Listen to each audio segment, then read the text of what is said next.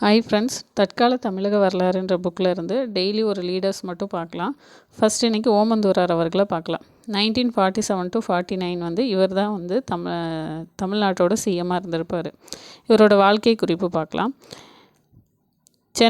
தமிழ்நாடு விடுதலை அடைந்தப்போ தமிழ்நாட்டோட சிஎம்மாக யார் இருந்தாங்கன்னு கேட்டால் ஓமந்தூரார் தான் இருந்திருப்பார். இவர் சென்னை ராஜதானியோட முதலமைச்சராக அப்போ இருந்தார். இவர் திண்டிவனத்துக்கு பக்கத்தில் ஓமந்தூர்ன்ற கிராமத்தில் 1895 பிறந்திருப்பார். ஆந்திராவிலேருந்து வந்து தமிழ்நாட்டில் குடியேறியவங்க தான் இவங்க. இவர் ரமண மகரிஷியின் பக்தர். அடுத்து இந்த பேரால் சென்னை ராஜதானின்றது 4 மொழி பிரிவுகளாக வந்து பிரித்து வச்சுருந்தாங்க. தமிழ்நாடு, ஆந்திரா, மைசூர், கேரளா, இது 4 பகுதியும் சேர்ந்தது தான் சென்னை. அதில் வந்து சென்னை காங்கிரஸ் சட்டப்பேரவை கட்சியில் வந்துட்டு 4 பிரதான கோஷ்டிகள் இருந்தாங்க. சென்னையிலேயே 4 விதமாக பிரிஞ்சிருந்தாங்க.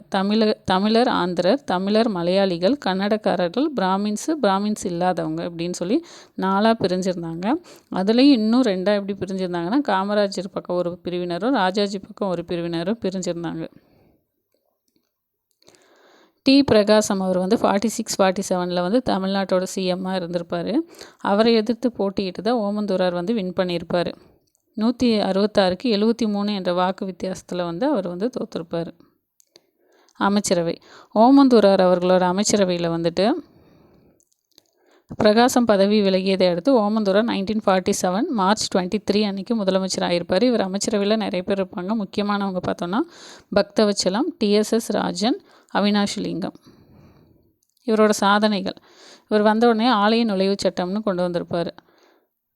அப்போ வந்து சென்னையோட கவர்னரை யார் இருந்தாங்கன்னா ஆர்ச்சிபால்ட் எட்வர்ட் நை. தலித்துகள் வந்து கோவிலுக்குள் செல்வதற்கான அனைத்து உரிமைகளையும் இந்த சட்டம் வந்து வழங்கியிருந்தது. 1947 ஆலய நுழைவு சட்டம். அப்போ இருந்த கவர்னர் வந்து ஆர்ச்சிபால்ட் எட்வர்ட் நை.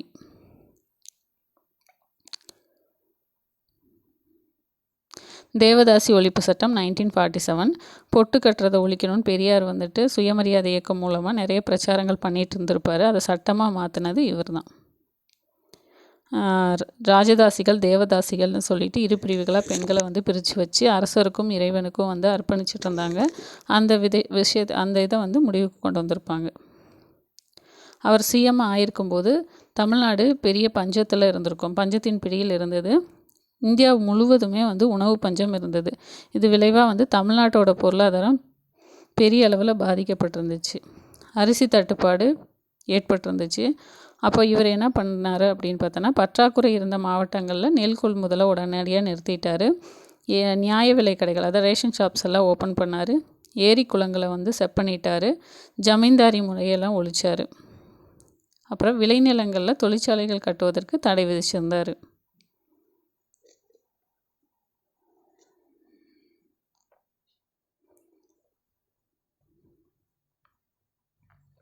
இவரோட கல்வி பணினா அவினாசிலிங்கம் அவர்கள் வந்து இவரோட பீரியடில் வந்து கல்வி அமைச்சராக இருப்பார். அவர் எடுத்த முயற்சிகள் எல்லாமே வந்து இவர் பீரியடில் வர்றதுனால பார்க்கலாம். கோவை ராமகிருஷ்ணா மிஷன் வித்யாலயோட நிறுவனர் தான் அவினாஷிலிங்கம். அவர் கோவை ராமகிருஷ்ணா எங்கே இருக்குன்னா பெரியநாயக்கம்பாளையம் சைடு கோயம்புத்தூரில் இருக்குது. இவர் வந்து அவர் பீரியடில் கல்வி அமைச்சராக இருந்தார். தமிழ் வளர்ச்சி கழகம் அப்படின்னு இந்தியாவிலேயே முதல் முறையாக தமிழ் கலை களஞ்சியம்னு சொல்லிட்டு ஏற்படுத்தினார். தமிழ் என்சைக்ளோபீடியா. பெரியசாமி தூரன் அவரோட தலைமையில் வந்து இந்த கலை களஞ்சியத்தை வெளியிட்டிருப்பார். தமிழை ஆட்சி மொழியை ஆக்குனது இவர் தான். பள்ளிகளில் திருக்குறளை முதல் கொண்டு வந்தது இவர் தான். பாரதியார் பாடல்களை பொதுவுடைமையாக்குனார். பாரதி விழாக்களை கொண்டு வந்தார். சித்தா சிகிச்சை முறைக்கு சிறப்பிடம் கொடுத்தாரு. மருத்துவக் கல்லூரிகள் நிறைய ஓப்பன் பண்ணார். இசை ஆராய்ச்சிக்கு வந்து ஊக்கமளித்தார். இவர் பீரியடில் தான் அண்ணாதுரை வந்துட்டு முதல்ல அரசியலுக்கு வந்திருப்பார். அது இவங்க கட்சிக்கு வந்து பெரிய சவாலாக இருந்தது. மொழி போராட்டம். 1938 இந்திய எதிர்ப்புக்கு அப்புறமா வந்து 40ல் இந்தி திணிப்பு விலக்கி கொண்டு இருப்பாங்க. அப்புறமா 1948 ஜூன் 20 வந்து இந்திய கட்டாய பாடமாக ஆக்கணும்னு சொல்லிட்டு ஓமந்தூரார் கொண்டு வந்திருப்பார். அதுவும் பார்த்திங்கன்னா ஆந்திரா, கேரளா, கர்நாடகாவில் இந்தி கட்டாயம், தமிழ்நாட்டில் விருப்ப பாடமாக வச்சுக்கலான்னு சொல்லியிருப்பாங்க. 1948 ஜூலை 17 சென்னையில் இதுக்காக கண்டன கூட்டம்லாம் நடந்திருக்கும். நிறைய தலைவர்கள் வந்து இதில் பங்கெடுத்திருப்பாங்க. பெரியார், அண்ணா, திருவிக, பாரதிதாசன், தர்மாம்பாள், அருணகிரி அடிகளார், இந்த மாதிரி நிறைய பேர் பங்கெடுத்திருப்பாங்க. ராஜாஜி அந்த டைமில் சென்னை வந்திருந்தப்போ அவருக்கு கருப்பு கொடி காட்டியிருப்பாங்க. போராட்டம் வந்து தொடர்ந்து நடைபெற்றுட்டே இருந்தனால அவினாசிலிங்கம் அவர்கள் வந்து பதவி விலகியிருப்பார். அதுக்கப்புறம் அந்த போராட்டம் கைவிடப்பட்டிருக்கும். 1948 இந்திய எதிர்ப்பு.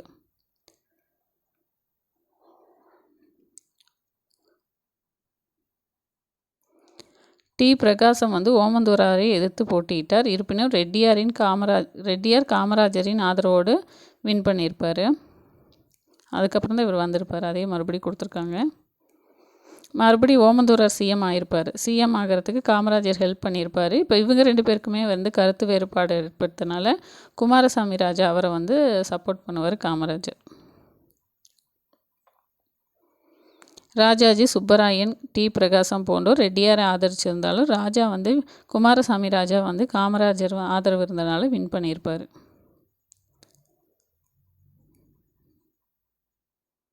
இந்தியாவிலேயே முதல் முறையாக வந்து ரெட்டியார் தான், அதாவது ஓமந்தூரார் அவர்கள் தான் தனி விமானங்களை வந்து அரசாங்க உபயோகத்துக்காக வாங்கியிருப்பார்.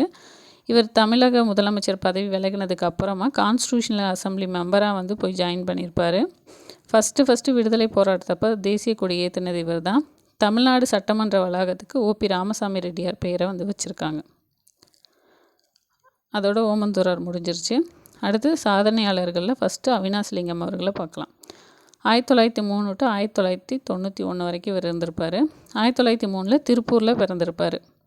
கோவை லண்டன் மிஷனில் வந்து ஸ்கூல் முடிச்சுட்டு சென்னை பச்சையப்பா கல்லூரியில் வந்து பட்டப்படிப்பை முடிச்சுட்டு வக்கீலாக வந்து ஒர்க் பண்ணிகிட்டு இருந்திருப்பார். இவர் காங்கிரஸில் சேர்ந்து கோவை மாவட்ட காங்கிரஸ் கமிட்டி தலைவராக இருந்திருப்பார். காந்தியோட மெரினா ஸ்பீச்சை கேட்டு கதராடை அணியை வந்து ஆரம்பிச்சிருப்பார். 1930 விடுதலை போராட்டத்தில் பங்கெடுத்திருப்பார். உப்பு சத்தியாகிரகத்தப்போ காந்தியை வந்து கைது பண்ணியிருப்பாங்க. இது இவரை வந்து விடுதலை போராட்டத்தில் பங்கெடுக்க வச்சுருக்கோம். 2 முறை ஜெயிலுக்கு போயிருப்பார். 30ல் 1, 32ல் 1. அப்புறம் 43ல் வந்து காந்தி வந்து தென்னிந்திய பயணம் மேற்கொண்டிருப்பார். அப்போ அவரோட பயண செலவு முழுவதும் இவரே எடுத்துக்கிட்டு ஹரிஜன நல நிதின்னு சொல்லி அவர் கலெக்ட் பண்ணிட்டு இருந்திருப்பார். அதுக்காக 2.5 லட்சம் ரூபாயை கோவை மாவட்டத்தில் இருந்து இவர் வந்து வசூல் பண்ணி கொடுத்துருப்பார். அதுக்கப்புறம் வெள்ளையனே வெளியேறு இயக்கம்னு எல்லா இயக்கங்களையும் பார்ட்டிசிபேட் பண்ணியிருப்பார். உப்பு சத்தியாகிரகம், ஒத்துழையாமை இயக்கம், தனிநபர் சத்தியாகிரகம், வெள்ளையனே வெளியேறு இயக்கம், இந்த மாதிரி எல்லா இயக்கங்களையும் பங்கெடுத்திருப்பார். இவரோட அரசியல் வாழ்க்கையை பார்த்தோம்னா 1935 to 45 வரைக்கும் மத்திய சட்டமன்றத்தோட உறுப்பினராக இருந்திருப்பார். ராஜாஜி, சத்தியமூர்த்தி, காமராஜர் இவங்க 3 பேருக்குமே வந்து இங்கே மும்முனை போட்டி நடந்துட்டுருக்கப்போ இவர் வந்து மத்திய சட்டமன்றத்தில் மெம்பராக இருந்திருப்பார். அடுத்தது 1952 to 57 வரைக்கும் நாடாளுமன்ற மக்களவை உறுப்பினராக இருந்திருப்பார். 58 to 64 வரைக்கும் நாடாளுமன்ற மேலவை, ஃபஸ்ட் லோக்சபா அப்புறம் ராஜ்யசபா, அதாவது நேரு பீரியட் ஃபுல்லாகவே இவர் அங்கே இருந்திருப்பார். 52 to 64 வரைக்கும் இவர் அங்கே இருந்திருப்பார். அதுக்கு முன்னாடி 35 to 45.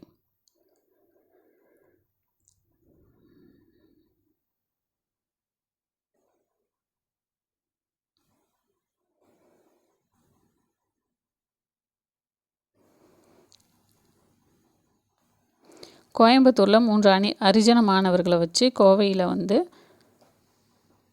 ராமகிருஷ்ணா மிஷன் ஸ்கூலை வந்து பெரியநாயக்கம்பாளையத்தில் ஓப்பன் பண்ணியிருப்பார். ராமகிருஷ்ணா மிஷன் வித்யாலயான்னு அது பேர் சூட்டியிருப்பார்.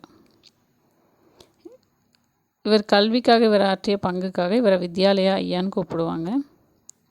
அதே கோயம்புத்தூரில் இவருக்கு வந்து பெண்களுக்கு பெண்ணுரிமை கொடுக்குற விதமாக வந்து மனையியல் பல்கலைக்கழகமாக பெண்களுக்கான உயர்நிலை மேல்நிலை பள்ளிகள் கல்லூரிகளை வந்து ஓப்பன் பண்ணியிருப்பார். அது வந்து ஒரு யூனிவர்சிட்டியாக இன்றைக்கி டெவலப் ஆகிருக்கு. இதுக்கு வந்து டாக்டர் ராஜம்மாள் தேவதாஸ் அவங்க வந்து உதவியாக இருந்திருப்பாங்க. இவர் பீரியடில் வந்து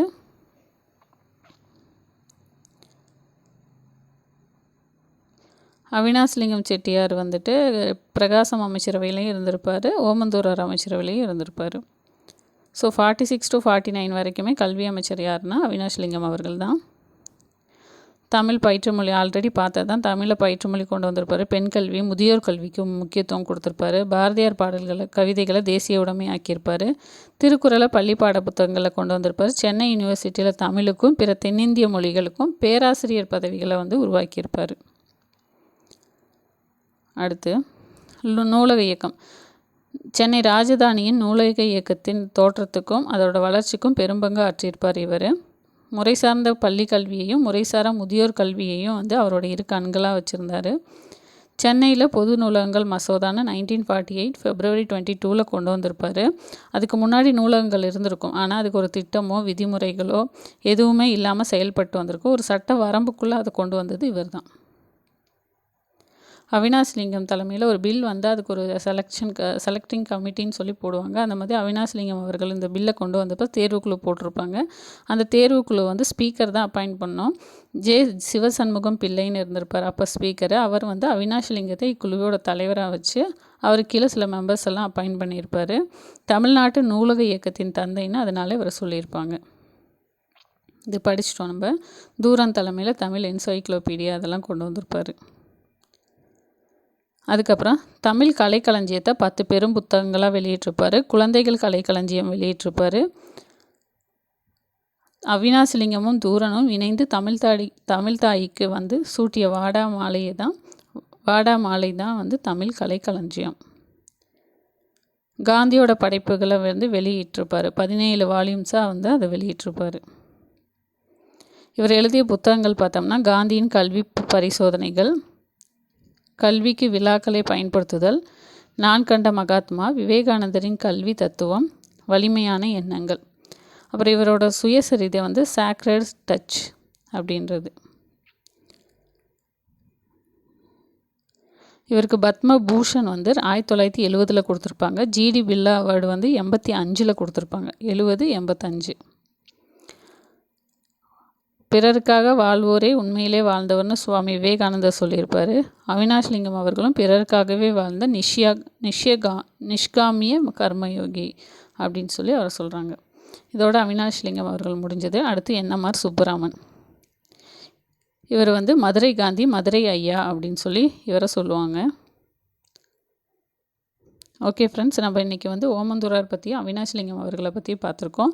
நாளைக்கு மற்ற தலைவர்களை பற்றி பார்க்கலாம். உங்களுக்கு இந்த வீடியோவில் ஏதாவது சேஞ்சஸ் பண்ணணும், இல்லை வேறு வீடியோஸ் வேணும் அப்படின்னா வந்து கமெண்ட் பண்ணுங்கள். நான் டெய்லி ஒவ்வொரு வீடியோஸ் போடுறேன். தேங்க்யூ.